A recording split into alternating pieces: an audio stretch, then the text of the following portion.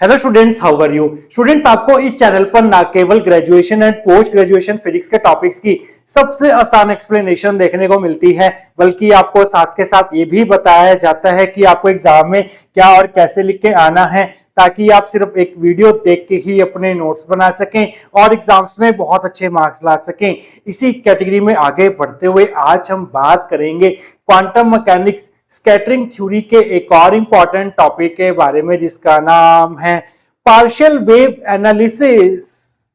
देखिए students, scattering theory के first lecture में हमने पढ़ा था कि आखिरकार स्कैटरिंग इन क्वांटम मैकेनिक्स से हमारा क्या मतलब होता है, और वहां पर हमने देखा था कि किसी भी स्कैटरिंग प्रॉब्लम में हमें दो एक्सपेरिमेंटल क्वांटिटीज जो हैं वो डिटरमाइन करनी होती हैं, जिनको हम कहते हैं स्कैटरिंग क्रॉस सेक्शन। पहला स्कैटरिंग क्रॉस सेक्शन होता है हमारे पास डिफरेंशियल स्कैटरिंग क्रॉस सेक्शन, और दूसरा होता है हमारे पास total scattering cross section.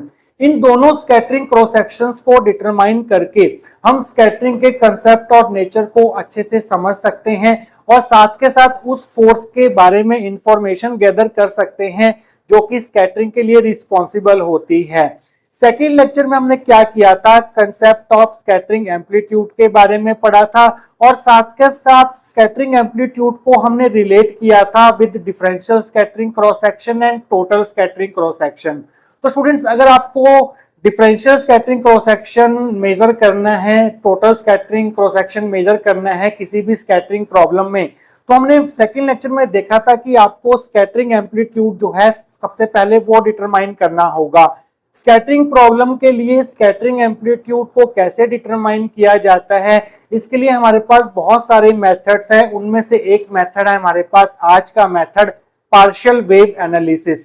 Partial wave analysis जो है वो एक बहुत ही एलिगेंट टेक्निक है in order to determine scattering amplitude. अगर आप स्कैटरिंग एम्पलीट्यूड डिटरमाइन कर लेते हैं तो आप बहुत easily differential scattering cross section and total scattering cross section जो है वो डिटरमाइन कर पाएंगे, क्योंकि स्कैटरिंग एम्पलीट्यूड जो है वो डिफरेंशियल स्कैटरिंग क्रॉस सेक्शन के साथ साथ टोटल स्कैटरिंग क्रॉस सेक्शन के साथ भी रिलेटेड होता है। तो स्टूडेंट्स, अगर आप partial wave analysis in scattering theory को अच्छे से समझना चाहते हैं तो आपको इन दोनों लेक्चर्स को पूरी डिटेल में समझना जरूरी है, तभी आप आज का टॉपिक अच्छे से समझ पाएंगे। क्योंकि उस लेक्चर में हमने जो टर्म्स डिस्कस की थी वो आज के इस लेक्चर में हम डायरेक्ट यूज करेंगे। इनफैक्ट उन दो लेक्चर्स में हमने जो डायग्राम ड्रॉ किए थे उन डायग्राम्स का भी यहाँ पर हम यूज करने वाले हैं।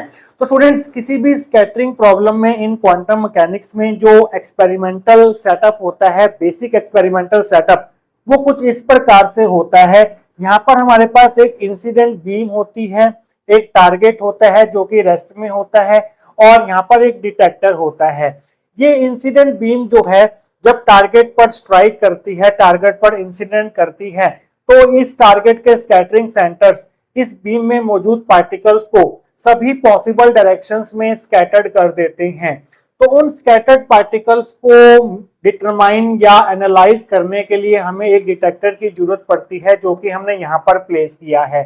ये डिटेक्टर का जो सरफेस एरिया है ds, ये इस टारगेट पर जो एंगल सबटेंड करते हैं उसे हम बोलते हैं सॉलिड एंगल, जिसे हम d ओमेगा से डिनोट करते हैं। और ये स्कैटर्ड बीम जेड एक्सिस का जो एंगल बना रही थी वो थीटा था, और ये scattered beam positive x axis का जो एंगल बना रही थी वो एंगल हमारे पास फाई था। इस टारगेट का जो पोटेंशियल है वो स्फेरिकल सिमेट्रिक पोटेंशियल है, और ये एक शॉर्ट रेंज पोटेंशियल है। इस पोटेंशियल v की जो रेंज है वो r नॉट डिस्टेंस तक ही है। इस चीज का आप ध्यान रखेंगे यहाँ पर। तो ये हमारे पास है scattered beam in the direction theta phi. इस डिटेक्टर की पोजीशन को डिटरमाइन करने के लिए हमें थीटा और फाई की जरूरत पड़ेगी। ये डिटेक्टर जो है वो 360 डिग्री रोटेट कर सकता है in order to analyse scattered particles. तो स्टूडेंट्स, यहाँ पर एक बात का आप नोट करेंगे, ये जो हमारी इंसिडेंट बीम है ये जिस सोर्स से आ रही है वो टारगेट से बहुत बहुत ज्यादा दूर प्लेस है। तो हम ये मान सकते हैं कि ये इंसिडेंट बीम आर इंफिनिटी पर सिचुएटेड है। आर इंफिनिटी पर सिचुएटेड होने का मतलब ये नहीं है कि ये टारगेट से इनफाइनाइट डिस्टेंस पर है। इसका मतलब ये है कि इस इंसिडेंट बीम का जो डिस्टेंस है आर, वो इस टारगेट के पोटेंशियल रेंज आर नॉट से बहुत बहुत ज्यादा है। तो हम ये कह सकते हैं कि ये जो इंसिडेंट बीम है वो इंफिनिटी पर सिचुएटेड है।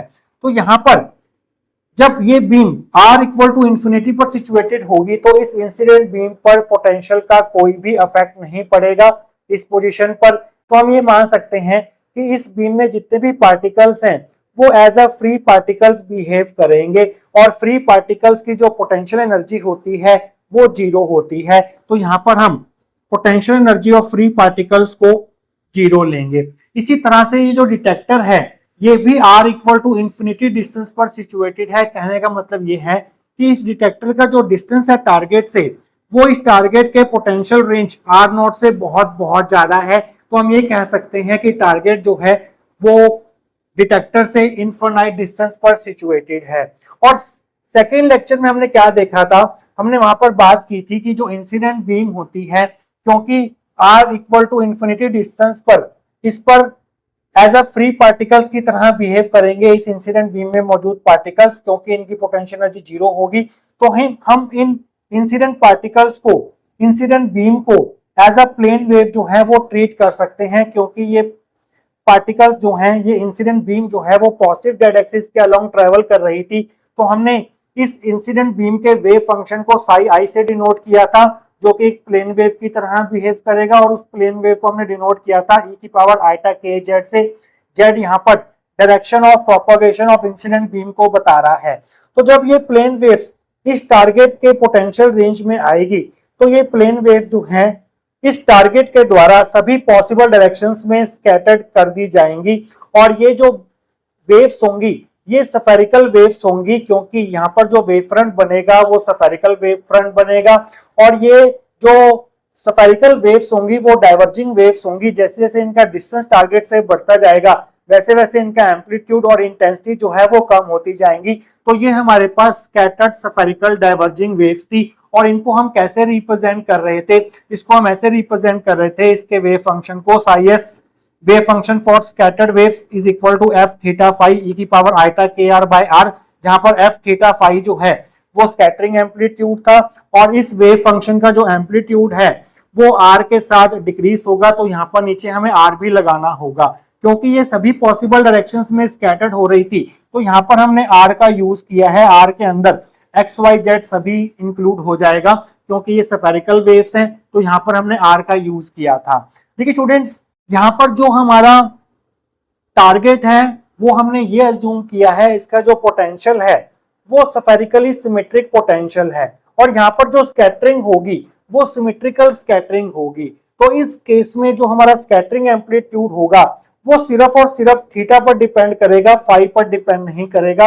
In case of central symmetric potential, spherically symmetric central potential, तो उस केस में जो स्कैटरिंग एम्पलीट्यूड है वो एफ थीटा फाई पर डिपेंड ना कर सिर्फ थीटा पर डिपेंड करेगा, फाई पर डिपेंड नहीं करेगा। तो इस स्कैटरिंग एम्पलीट्यूड को हम आज के लेक्चर में एफ थीटा फाई से डिनोट ना कर एफ थीटा से डिनोट करेंगे, क्योंकि हम ये मान रहे हैं कि जो हमारा पोटेंशियल है वो स्फेरिकल सिमेट्रिक पोटेंशियल है, और स्फेरिकल सिमेट्रिक पोटेंशियल में जब हमारे पास स्कैटरिंग होती है तो वो स्कैटरिंग जो है वो जेड एक्सिस के अबाउट सिमेट्रिक होती है। तो इस केस में जो स्कैटरिंग एम्पलीट्यूड होता है वो इस फाई पर डिपेंड नहीं करता, वो सिर्फ और सिर्फ थीटा पर डिपेंड करता है।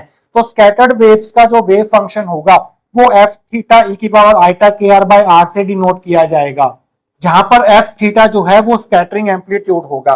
और हमने देखा था कि जो स्कैटरिंग एम्पलीट्यूड है वो किन फैक्टर्स पर डिपेंड करता है, वो डिपेंड करता है direction and energy of incident beam के ऊपर, प्रॉपर्टीज ऑफ टारगेट के ऊपर, मींस इस टारगेट का शेप क्या है, साइज क्या है, इसके ऊपर ये स्कैटरिंग एम्पलीट्यूड डिपेंड करता है। हमें इसी स्कैटरिंग एम्पलीट्यूड को डिटरमाइन करना है, और इस स्कैटरिंग एम्पलीट्यूड को डिटरमाइन करके हमें differential scattering cross section and total scattering cross section find करना है, क्योंकि हमने पिछले लेक्चर में एफ थीटा को रिलेट किया था differential scattering cross section and total scattering cross section के साथ। तो इस एफ थीटा को डिटरमाइन करने के लिए हम जो मेथड यूज करते हैं उनमें से एक मेथड है पार्शियल वेव एनालिसिस, जिसे हम शॉर्ट फॉर्म में PWA से डिनोट करेंगे। तो पार्शियल वेव एनालिसिस किस लिए काम में लाया जाता है, इस स्कैटरिंग एम्पलीट्यूड एफ थीटा को डिटरमाइन करने के लिए काम में लाया जाता है। तो स्टूडेंट्स, इस पूरी स्कैटरिंग प्रॉब्लम का जो टोटल वेव फंक्शन होगा वो किसके बराबर होगा,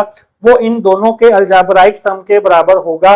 that will be equal to the sum of wave function of incident particles and wave function for scattered particles। तो टोटल वेव फंक्शन हो जाएगा हमारा साई, वो किसके बराबर होगा, वो होगा psi i plus psi S के बराबर। तो साई आई की वैल्यू पुट कर देंगे e की power iota k Z, Sai S की वैल्यू पुट कर देंगे प्लस एफ थीटा e की power iota k r by are. तो ये हमारा स्कैटरिंग प्रॉब्लम का टोटल वेव फंक्शन होगा।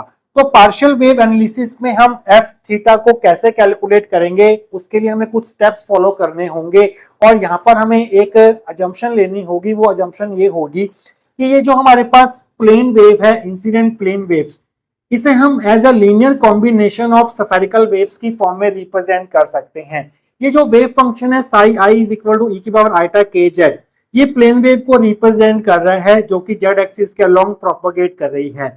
हम क्या करेंगे, इस वेव को, इस प्लेन वेव्स को as a combination of spherical waves represent करेंगे। वहां से हमें इंसिडेंट पार्टिकल्स का एक नया वेव फंक्शन मिलेगा साई आई। साई आई हमने किसके टर्म्स में ऑब्टेन करना है, स्फेरिकल वेव्स की टर्म्स में ऑब्टेन करना है। इसी तरह से ये जो हमारा स्कैटर्ड पार्टिकल्स का वेव फंक्शन है, इसे भी हमें स्फेरिकल वेव्स की टर्म्स में एक्सप्रेस करना है। तो वहां से हमें साई एस की वैल्यू मिलेगी, एक नई वैल्यू मिलेगी जब हम इस साई एस को स्फेरिकल वेव्स की टर्म्स में रिप्रेजेंट कर देंगे। तो हम क्या करेंगे, जब हमारे पास psi I and psi S spherical waves की टर्म्स में मिल जाएंगे तो हम इन दोनों को ऐड कर देंगे, साई आई और साई एस को ऐड कर देंगे। साई आई को ऐड कर दिया, साई एस को ऐड कर दिया, जिससे हमें सिस्टम का टोटल वेव फंक्शन मिल जाएगा इन टर्म्स ऑफ स्फेरिकल वेव्स। तो हमें यहां से जो साई मिलेगा और ये जो हमारा साई है, उन दोनों को हम कंपेयर कर लेंगे और उस कंपैरिजन से हमें एफ थीटा की वैल्यू मिल जाएगी। और जब हमें एफ थीटा मिल जाएगा तो हम बहुत इजीली क्या कर पाएंगे, differential scattering cross section and total scattering cross section को डिटरमाइन कर पाएंगे, जो कि स्कैटरिंग प्रॉब्लम की एक्सपेरिमेंटल क्वांटिटीज हैं जिसे हमें डिटरमाइन करना होता है। तो स्टूडेंट्स, डायग्राम आपको ये बनाना है एग्जाम में। आइए देखते हैं कि अगर एक क्वेश्चन आपको एग्जाम में पूछा जाता है तो उसकी थ्योरी को आप कहां से स्टार्ट करके आएंगे, आइए अब वो देख लेते हैं। तो स्टूडेंट्स, आप हेडिंग बना लीजिए partial wave analysis PWA. PWA is a technique to find scattering amplitude in a quantum mechanical scattering problem. Partial wave analysis एक बहुत ही एलिगेंट टेक्निक है जिससे हम स्कैटरिंग प्रॉब्लम के स्कैटरिंग एम्पलीट्यूड को डिटरमाइन कर सकते हैं। स्कैटरिंग एम्पलीट्यूड जब डिटरमाइन होगा तभी हम differential scattering cross section and total scattering cross section को डिटरमाइन कर पाएंगे। तो अगर आपको differential scattering cross section determine करना है, total scattering cross section determine करना है स्कैटरिंग प्रॉब्लम में, तो सबसे पहले आपको स्कैटरिंग एम्पलीट्यूड को फाइंड करना जरूरी होता है। और उस स्कैटरिंग एम्पलीट्यूड को फाइंड करने के लिए हम यूज करते हैं पार्शियल वेव एनालिसिस मेथड। आइए आगे देखते हैं। In PWA, a free particle, either incident particle or scattered particle, can be represented as linear combination of spherical waves। अब देखिए स्टूडेंट, जो हमारी इंसिडेंट पार्टिकल्स हैं वो इस टारगेट से इनफाइनाइट डिस्टेंस पर है, मींस इनका जो डिस्टेंस है वो टारगेट के पोटेंशियल रेंज से बहुत बहुत ज्यादा है, r is greater than r not. तो हम ये बोल सकते हैं कि इंसिडेंट पार्टिकल जो हैं वो इनफाइनाइट डिस्टेंस पर हैं। तो यहाँ ये पार्टिकल जो है वो फ्री पार्टिकल्स की तरह बिहेव करेंगे, इनकी जो पोटेंशियल एनर्जी होगी Vr वो यहाँ पर जीरो होगी। इसी तरह से मान लीजिए हमारा स्कैटर्ड पार्टिकल यहाँ पर है, स्कैटर्ड पार्टिकल जो है वो इस टारगेट के पोटेंशियल रेंज से बहुत दूर है, मींस ये स्कैटर्ड पार्टिकल जो है वो r इनफाइनाइट डिस्टेंस पर है। तो ये टारगेट पार्टिकल भी, सॉरी ये स्कैटर्ड पार्टिकल भी एक फ्री पार्टिकल की तरह बिहेव करेगा। तो यहाँ पर इसकी जो पोटेंशियल एनर्जी होगी वो जीरो होगी। तो इस स्कैटर्ड पार्टिकल के वेव फंक्शन को और इस इंसिडेंट पार्टिकल के वेव फंक्शन को, जो कि होगा psi I and psi s, इन दोनों वेव फंक्शंस को हम as a linear combination of spherical waves represent कर सकते हैं। तो आपको कैसे पता चलेगा कि हमने इनके वेव फंक्शन को स्फेरिकल वेव्स के एज अ लीनियर कॉम्बिनेशन की फॉर्म में रिप्रेजेंट कर दिया है? ये आपको तब पता चलेगा जब हम साई आई को और साई एस को आर थीटा फाई की टर्म्स में एक्सप्रेस कर देंगे। जब हम साई आई एंड साई एस को आर थीटा फाई के टर्म्स में एक्सप्रेस कर देंगे तो इसका मतलब ये होगा कि हम इस वेव फंक्शन को और इस साई एस वेव फंक्शन को as a linear combination of spherical waves represent कर पा रहे हैं। In PWA we follow following steps to find scattering amplitude f theta. PWA method में हमें कुछ स्टेप्स फॉलो करने होते हैं ताकि हम स्कैटरिंग एम्पलीट्यूड एफ थीटा को फाइंड कर सके। मैंने आपको यहाँ पर बता दिया था वो स्टेप्स कौन कौन से रहेंगे। सबसे पहले हमें इस इंसिडेंट पार्टिकल के वेव फंक्शन साई आई को स्फेरिकल वेव्स की टर्म्स में एक्सप्रेस करना होगा, means as a function of r theta phi express करना होगा। साई आई को हम साई आर थीटा फाई के टर्म्स में लिखेंगे। इसी तरह से जो हमारा स्कैटर्ड पार्टिकल का वेव फंक्शन होगा साई एस, इसे भी हम as a function of r theta phi express करेंगे। तो उसके बाद हम क्या करेंगे, इन दोनों वेव फंक्शन को ऐड कर देंगे जिससे हमें सिस्टम का टोटल वेव फंक्शन मिल जाएगा। तो इस टोटल वेव फंक्शन को, जो कि हमें स्फेरिकल वेव्स के टर्म्स में ऑब्टेन हो चुका होगा, उस टोटल वेव फंक्शन को हम इस वेव फंक्शन के साथ कंपेयर कर देंगे, तो वहां से हमें एफ थीटा की वैल्यू मिल जाएगी। तो यहाँ पर हमें बेसिकली 4 स्टेप्स फॉलो करने हैं। पहला स्टेप है determine wave function psi I for the incident particle in terms of spherical waves. तो सबसे पहले आपको इस वेव फंक्शन साई आई को स्फेरिकल वेव्स की टर्म्स में एक्सप्रेस करना होगा। Second, determine wave function psi s for the scattered particle in terms of spherical waves. फिर आपको इस स्कैटर्ड वेव फंक्शन को in terms of spherical waves express करना होगा। Third point, determine total wave function psi is equal to psi i plus psi s for the scattering problem in terms of spherical waves. तो जब आप इस साई आई और इस psi S को, जो कि फर्स्ट और सेकंड स्टेप में ऑब्टेन हो चुके होंगे, उनको जब आप ऐड कर देंगे तो आपको पूरे प्रॉब्लम का टोटल वेव फंक्शन मिल जाएगा। किसके टर्म्स में? स्फेरिकल वेव्स के टर्म्स में। तो इस टोटल वेव फंक्शन को आपको इस वेव फंक्शन के साथ कंपेयर करना है, वो हमारा फोर्थ पॉइंट होगा। और उसके आगे की जो डेरिवेशन होगी वो हम करेंगे आने वाले सेक्शंस के अंदर। तो स्टूडेंट्स, फोर्थ स्टेप हमारा क्या होगा पार्शियल वेव एनालिसिस में? फोर्थ स्टेप होगा compare total wave function psi is equal to psi i plus psi s obtain in step 3 with psi is equal to e की power iota kz plus f theta e की power iota kr by r to get f theta। तो students, third step में जो हमें total wave function obtain हुआ था psi i plus psi S करके, जो कि वेव फंक्शन होगा हमारे पास in terms of spherical waves, तो इस वेव फंक्शन को हम इस वेव फंक्शन के साथ कंपेयर करेंगे। ये इंसिडेंट पार्टिकल का वेव फंक्शन है, ये स्कैटर्ड पार्टिकल का वेव फंक्शन है। तो यहाँ से हमें एफ थीटा की वैल्यू जो है वो मिल जाएगी, एफ थीटा मिल जाएगा। तो हम बहुत easily differential scattering cross section and total scattering cross section जो है वो फाइंड कर पाएंगे। तो स्टेप बाय स्टेप हम पार्शियल वेव एनालिसिस की प्रोसीजर को फॉलो करेंगे। पहले स्टेप को फॉलो करते हैं। स्टेप 1 में हमारे पास क्या था, हमने क्या करना था स्टेप 1 में? तो obtain wave function psi I for incident particle in terms of spherical waves. तो सबसे पहले हम इंसिडेंट पार्टिकल के वेव फंक्शन साई आई को किसकी टर्म्स में ऑब्टेन करेंगे? स्फेरिकल वेव्स की टर्म्स में ऑब्टेन करेंगे। स्फेरिकल वेव्स की टर्म्स में ऑब्टेन करने का मतलब ये है कि हमें साई आई को as a function of r theta phi express करना है। तो जब हम ऐसा कर पाएंगे तो हम ये कहेंगे कि हमने साई आई को स्फेरिकल वेव्स की टर्म्स में ऑब्टेन कर लिया है। तो आप जानते हैं क्वांटम मैकेनिक्स में वेव फंक्शन ऑब्टेन करने के लिए हमें श्रोडिंगर वेव इक्वेशन की जरूरत पड़ती है।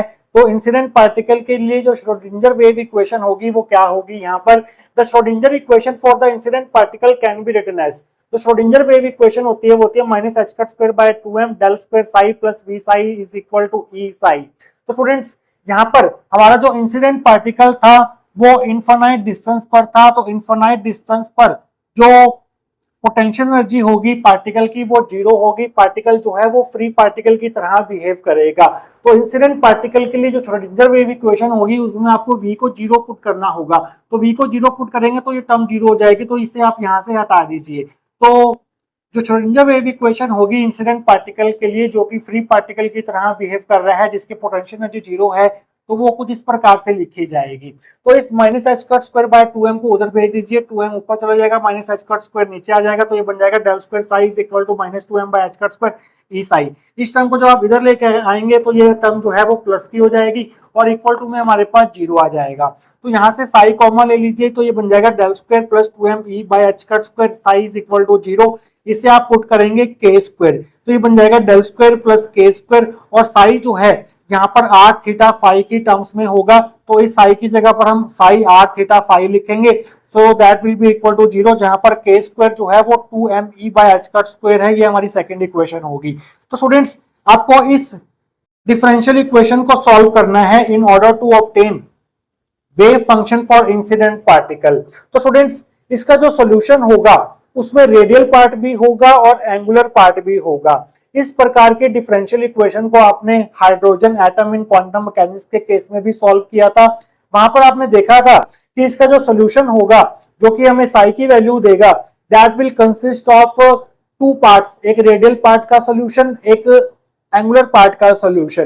तो इसका जो सोल्यूशन होगा वो as a product of two wave functions की फॉर्म में एक्सप्रेस करेंगे, एक रेडियल वेव फंक्शन होगा, एक एंगुलर वेव फंक्शन होगा।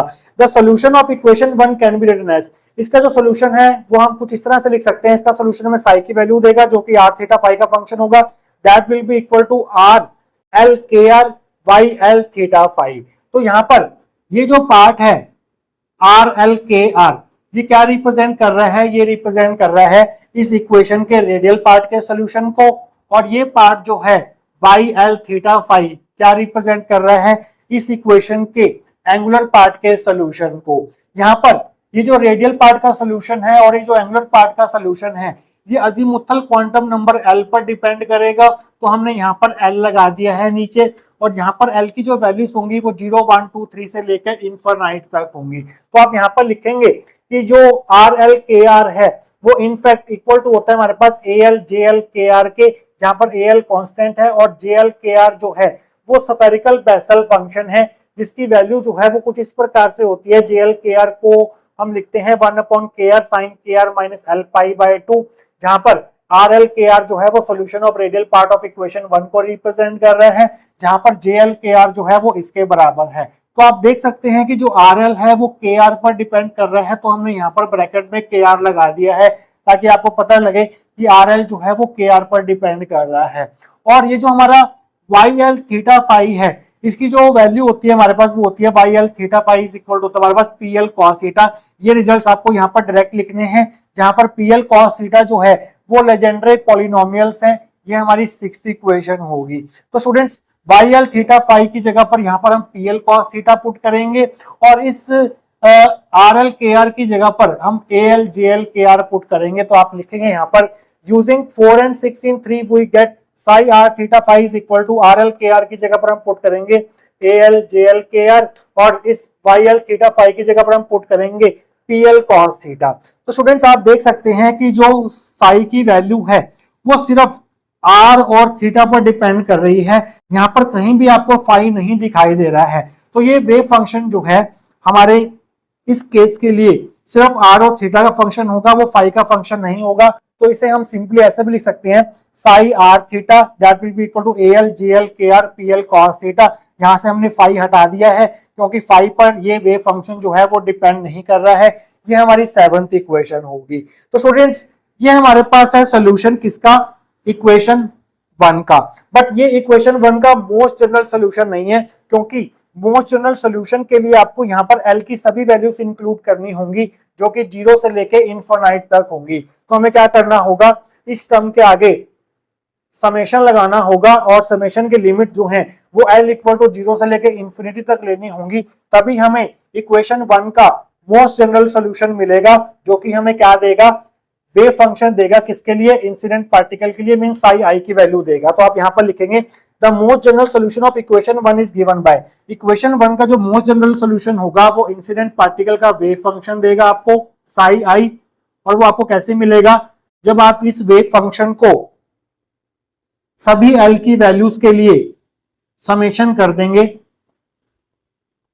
तो जब आप इस wave function psi r theta का समेशन करेंगे between limits l equal to 0 to infinity, तो आपको इंसिडेंट पार्टिकल का वेव फंक्शन मिलेगा in terms of spherical waves. यहां पर साई आर थीटा की ये वैल्यू पुट कर दो तो आपको मिल जाएगा psi I is equal to summation l is equal to 0 to infinity A l j l के r P l cos theta. तो स्टूडेंट्स ये होगा हमारे पास इस श्रोडिंगर वेव इक्वेशन का मोस्ट जनरल सॉल्यूशन, जो आपको इंसिडेंट पार्टिकल का वेव फंक्शन देगा। किसके टर्म्स में, आर थीटा फाई के टर्म्स में। वो अलग बात है कि यहाँ पर फाई नहीं आ रहा है, तो हमने साई आई को आर थीटा फाई के टर्म्स में एक्सप्रेस कर दिया है, मींस स्फेरिकल वेव्स के टर्म्स में एक्सप्रेस कर दिया है।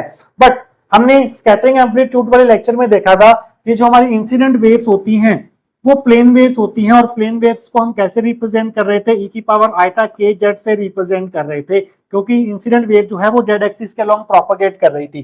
तो इस साई आई को हम इक्वल टू में ई की पावर आइटा के जेड भी लिख सकते हैं।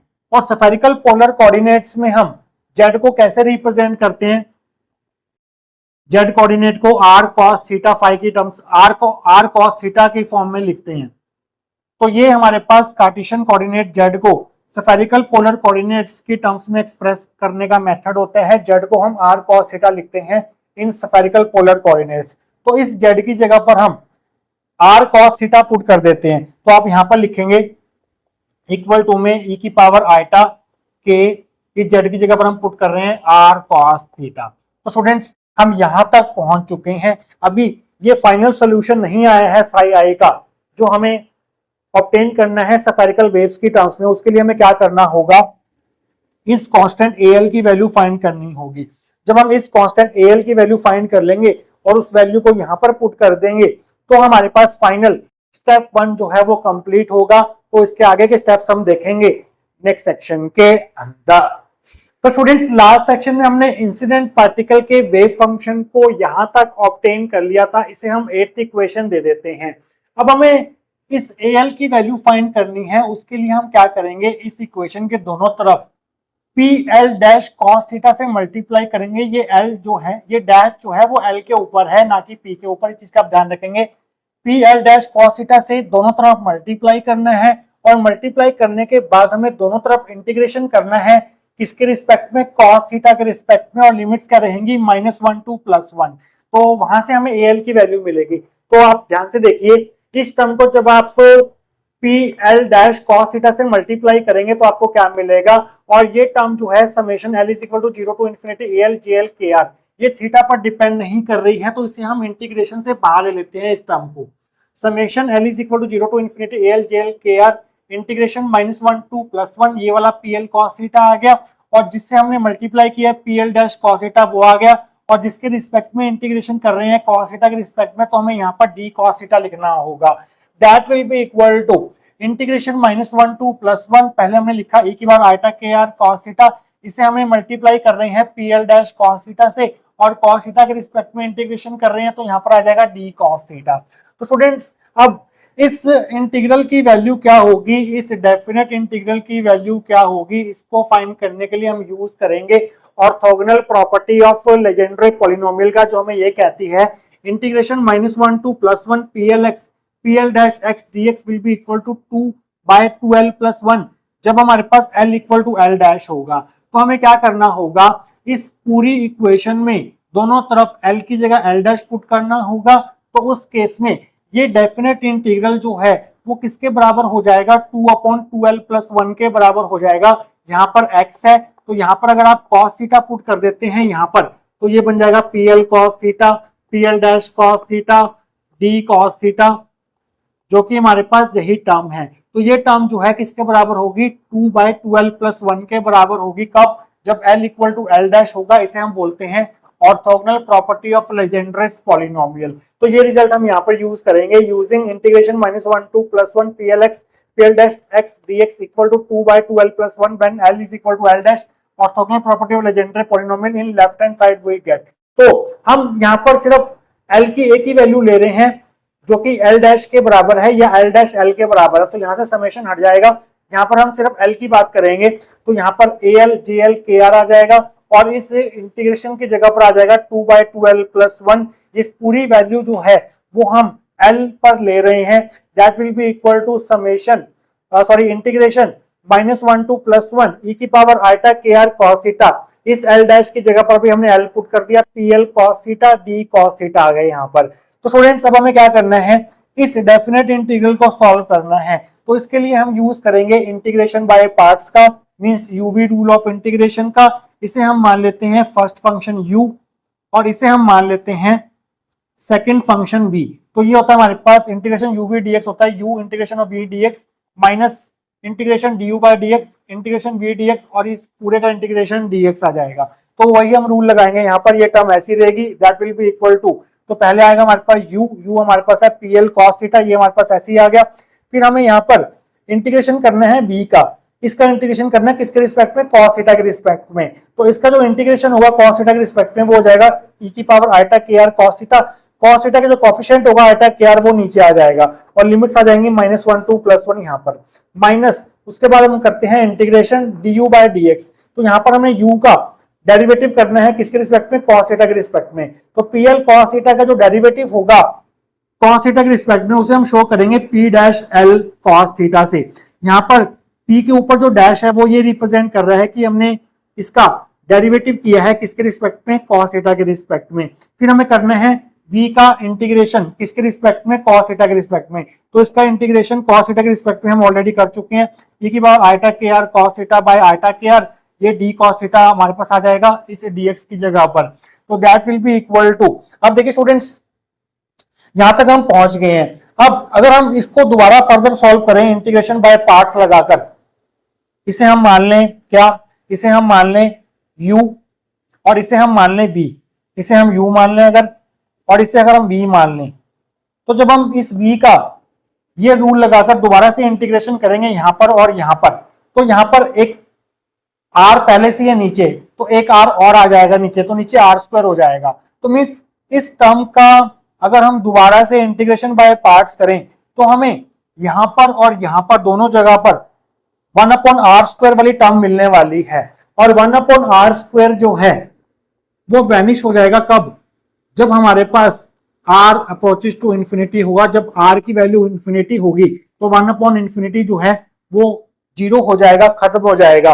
तो इसका जब हम दोबारा इंटीग्रेशन करेंगे सेकेंड टर्म का, तो वहां पर हमें 1/r² वाली टर्म मिलने वाली है जो कि अपने आप खत्म हो जाएगी किसके लिए, r इक्वल टू इंफिनिटी के लिए। क्योंकि हम जो भी डेरिवेशन कर रहे हैं उसमें हमने ये माना है कि जो हमारा डिटेक्टर है और जो हमारा सोर्स ऑफ इंसिडेंट पार्टिकल है वो टारगेट से बहुत बहुत दूर है। मींस टारगेट के पोटेंशियल रेंज के कंपैरिजन में उनका डिस्टेंस बहुत बहुत ज्यादा है। तो यहाँ पर आप लिखेंगे the second term on right hand side leads to term containing 1/r² which will vanish for r approaches to infinity. तो ये टर्म जो है वो 0 हो जाएगी क्योंकि इसे सॉल्व करके हमें 1/r² वाली टर्म मिलने वाली है। तो आपको सिंपली करना क्या है, ये टर्म तो पूरी की पूरी 0 हो जाएगी और यहाँ पर आपको लिमिट्स पुट करनी है। cos थीटा की जगह पर, cos थीटा की जगह पहले आप +1 पुट करेंगे, फिर cos थीटा की जगह पर आप -1 पुट करेंगे। तो आपको क्या मिलेगा, al jl kr 2/2l + 1 that will be equal to pl। cos theta की जगह पहले आप +1 पुट करेंगे तो ये बन जाएगा pl1 e की power eta k r, cos theta की जगह 1 पुट कर दिया, नीचे आयटा के आर माइनस, फिर आप cos थीटा की जगह -1 पुट करेंगे माइनस pl -1 e की पावर, cos थीटा की जगह यहाँ पर -1 पुट करेंगे तो ये बन जाएगा e की power minus eta k r by eta k r. तो स्टूडेंट्स यहां तक हम पहुंच चुके हैं और ये टर्म पूरी की पूरी 0 हो गई है, -0 लिख दिया, वो हमें लिखने की जरूरत नहीं है। तो स्टूडेंट्स हम यहां तक पहुंच चुके हैं। इसे आगे और सॉल्व करके हमने al की वैल्यू फाइंड करनी है, फिर उस al की वैल्यू को हमें यहां पर पुट कर देना है। तो हमारा स्टेप 1 जो है वो कंप्लीट हो जाएगा। ये हम करेंगे नेक्स्ट सेक्शन के अंदर। तो स्टूडेंट्स लास्ट सेक्शन में हम इस स्टेप तक पहुंच चुके थे, al jl kr 2/2l + 1 pl1 e की power eta k r by eta k r minus pl -1 e की power minus eta k r. देखिए स्टूडेंट्स pl जो है वो लेजेंडरी पॉलिनोमियल है और pl की जो वैल्यू होती है 1 पर, pl1 की जो वैल्यू होती है वो हमारे पास 1 होती है। तो pl1 की जगह पर आप 1 रखेंगे और pl -1 की जो वैल्यू होती है लेजेंडरी पॉलिनोमियल की जो वैल्यू होती है -1 पर, वो होती है e की पावर आयटा पाई l। तो ये दो वैल्यू जो है वो आप यहाँ पर और यहाँ पर पुट कर देंगे, इसकी जगह पर और इसकी जगह पर। तो आपको मिलेगा al jl kr 2/2l + 1 और ये आयटा के आर और ये आयटा के आर बाहर ले लेंगे आप, तो 1 आयटा के आर आ जाएगा। pl1 की जगह 1 पुट कर देंगे, e की power eta k r minus pl -1 की जगह पर e की power eta pi l put कर देंगे और साथ में है e की power minus eta k r. तो स्टूडेंट्स नेक्स्ट स्टेप में आप क्या करेंगे, इस टर्म को और इस टर्म को e की power eta pi l bye 2 से मल्टीप्लाई और डिवाइड करेंगे। e की power eta pi l bye 2 ऊपर लिख दिया, e की power eta pi l bye 2 ऊपर लिख दिया। इसी तरह से इसको भी आप e की power eta pi l bye 2 से मल्टीप्लाई और e की power eta pi l bye 2 से डिवाइड करेंगे। तो स्टूडेंट्स आप क्या कर सकते हैं, e की power eta pi l bye 2, e की power eta pi l bye 2 बाहर ले लो कॉमन, तो यहाँ पर रह जाएगा 1, यहाँ पर रह जाएगा 1, e की power eta pi l bye 2 आपने बाहर ले लिया और इसको आप ऊपर ले जाओ, इसको आप ऊपर ले जाओ तो ये ऊपर जाके इसकी पावर माइनस की हो जाएगी, तो ये बन जाएगा डॉट e की power minus iota pi l by 2, और ये ऊपर जाके बन जाएगा इसकी पावर माइनस हो जाएगी, तो ये बन जाएगा डॉट ई की power minus iota pi l by 2। तो स्टूडेंट्स इसको आप आगे सॉल्व करेंगे, इनका बेस सेम है यहाँ पर, तो पावर जो है वो ऐड हो जाएंगी, तो ये बन जाएगा ई की power iota k r minus iota pi l by 2 minus e की power minus iota k r पहले लिख दिया, plus iota pi l minus iota pi l by 2 बाद में लिख दिया। बेस सेम था, सभी पावर्स को हमने ऐड कर दिया है।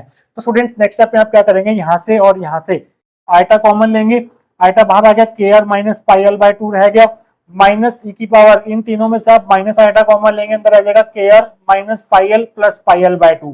Minus pi l plus pi l by 2 को सॉल्व करके आपको माइनस का पाई एल बाय 2 मिलेगा, तो इसकी जगह पर आप माइनस का पाई एल बाय 2 रख देंगे, क्योंकि माइनस का पाई एल प्लस का पाई एल बाय 2 जब आप एलसीएम लेंगे तो यहाँ पर 2 आ जाएगा, तो माइनस 2 पाई एल प्लस पाई एल हो जाएगा माइनस पाई एल बाय 2।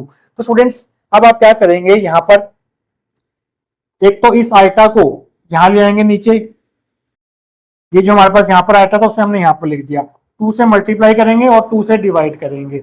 अब ई की power eta theta minus e की power minus eta theta by 2 eta जो है साइन थीटा के बराबर होता है, और थीटा यहाँ पर ये है, तो इस पूरी ब्रैकेट को हम साइन थीटा की टर्म्स में लिख सकते हैं।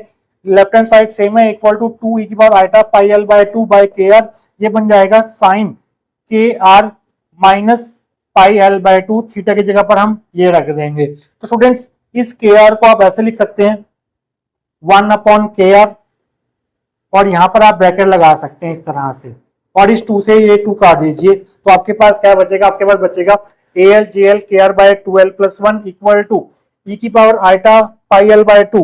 और स्टार्टिंग में आपको बताया गया था ये किसकी वैल्यू होती है, ये स्फेरिकल बेसल फंक्शन जे एल के आर की वैल्यू होती है, तो इसकी जगह पर आप जे एल के आर लिख देंगे, क्योंकि हमने स्टार्टिंग में देखा था कि जो जे एल के आर था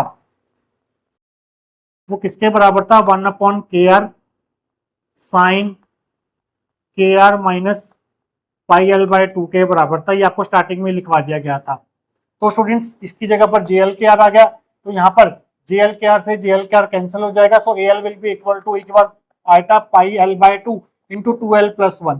इस आइटा पाई एल बाय 2 को आप ऐसे लिखो, ई की पावर आइटा पाई बाय 2 अलग से लिख दिया, और पावर में यहाँ पर मल्टीप्लाई में एल अलग से लिख दिया, कोई फर्क नहीं पड़ेगा। आइटा पाई एल बाय 2 को हम eta pi by 2 into l भी लिख सकते हैं। तो यहाँ पर हम फॉर्मूला यूज करेंगे ई की पावर आइटा थीटा का। ई की पावर आइटा थीटा को हम ऐसे लिख सकते हैं cos theta plus eta sine theta, और यहाँ पर थीटा जो है वो पाई बाय 2 है, तो ये बन जाएगा ई की पावर आइटा पाई बाय 2 को हम लिख सकते हैं cos pi by 2 plus eta sine pi by 2, ऊपर पावर एल है तो एल आएगा 2l plus 1। Cos pi by 2 0 होता है, साइन पाई बाय 2 1 होता है, तो ये बन जाएगा A l is equal to 0 plus eta into 1 in power l 2l plus 1, और यहाँ पर 0 प्लस आइटा इंटू 1 बन जाएगा आइटा, आइटा की पावर एल 2l प्लस 1, तो ये आपके पास ए एल की फाइनल वैल्यू आ चुकी है। इस ए एल की वैल्यू को आपने 8th इक्वेशन में पुट करना है। 8th इक्वेशन में हमारे पास था psi I is equal to summation l equal to 0 to infinity, यहाँ पर ए एल था, साथ में जे एल के r P l cos theta equal to e की power iota k r cos theta था, तो इस ए एल की जगह पर आपको ये पुट कर देना है, यहाँ पर ए एल था 8th इक्वेशन में, ए एल की जगह पर माइनस आइटा की power l 2l plus 1 put कर देना है। तो स्टूडेंट्स यहाँ पर आप देख सकते हैं कि जो हमारी इंसिडेंट वेव फंक्शन था ई की power iota k r cos theta, जो कि स्टार्टिंग में था ई की पावर आइटा के जेड, क्योंकि वेव जो है वो जेड एक्सिस के अलोंग प्रोपोगेट कर रही थी, हमने जेड की जगह पर आर कॉस थीटा पुट किया था। ये एक प्लेन वेव थी, इस प्लेन वेव को हमने infinite number of spherical waves की फॉर्म में एक्सप्रेस कर दिया है। यहाँ पर ये जो पी जे एल के आर है ये स्फेरिकल बेसल फंक्शन है, ये जो समेशन में आपको टर्म दिखाई दे रही है ये स्फेरिकल वेव्स को रिप्रेजेंट कर रही है। तो आप एक प्लेन वेव को as a linear combination of, ये सारी वेव्स प्लस होंगी क्योंकि यहाँ समेशन का साइन है, एल की वैल्यू 0 से लेकर इन्फिनाइट तक है, तो इस सिंगल प्लेन वेव को हम as a linear combination of infinite number of spherical waves की फॉर्म में रिप्रेजेंट कर सकते हैं, और इन्हीं स्फेरिकल वेव्स को हम बोलते हैं पार्शियल वेव्स। जब एल की वैल्यू 0 होगी तो उसके कोरस्पॉन्डिंग जो पार्शियल वेव होगी उसे हम एस पार्शियल वेव बोलेंगे। एल इक्वल टू 1 के कोरस्पॉन्डिंग जो हमें पार्शियल वेव मिलेगी उसे हम पी पार्शियल वेव बोलेंगे। एल इक्वल टू 2 के लिए जो हमें पार्शियल वेव मिलेगी उसे हम डी पार्शियल वेव बोलेंगे, एंड सो ऑन। इनमें से जो हमारी एस पार्शियल वेव होगी वो थीटा से इंडिपेंडेंट होगी। तो अगर आपको कोई क्वेश्चन पूछ ले कि कौन सी पार्शियल वेव जो है वो थीटा से इंडिपेंडेंट होती है, वो होती है एस पार्शियल वेव। और एस पार्शियल वेव आपको कब मिलेगी, जब आप यहाँ पर एल की वैल्यू को 0 पुट करेंगे। तो स्टूडेंट्स यही लाइंस आप यहाँ पर लिखेंगे, thus a plane wave is equivalent to superposition of an infinite number of spherical waves। तो हमने देखा कि हम प्लेन वेव को as a linear combination, as a superposition of infinite number of spherical waves की फॉर्म में represent कर सकते हैं। ये स्फेरिकल वेव्स को रिप्रेजेंट कर रहे हैं क्योंकि ये टर्म जो है वो आर थीटा फाई की टर्म्स में है। वो अलग बात है कि यहाँ पर फाई नहीं आ रहा है, मींस ये एक स्फेरिकल वेव है और यहाँ पर infinite number of spherical waves हैं। And individual spherical waves are called partial waves, और इन्हीं स्फेरिकल वेव्स को हम पार्शियल वेव्स बोलते हैं। These partial waves with respect to L equal to 0, 1, 2 up to so on are called S partial wave, P partial wave and D partial wave and so on। जब आप L की value 0 put करेंगे तो आपको S partial wave मिल जाएगी, L को 1 put करेंगे तो P partial wave, L को 2 पुट करेंगे तो D partial wave and so on।